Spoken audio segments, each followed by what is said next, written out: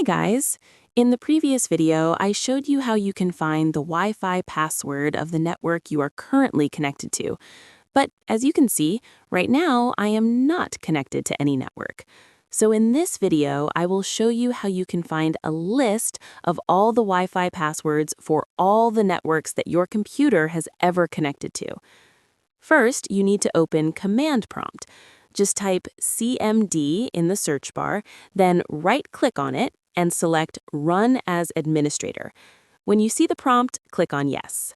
Now, once the command prompt is open, you need to copy this command. Paste this command into the command prompt. You will find this command in the description of this video.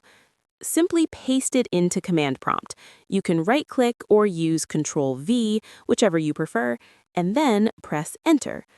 As you can see, a list of all the Wi-Fi networks along with their passwords that this computer has ever connected to is now displayed.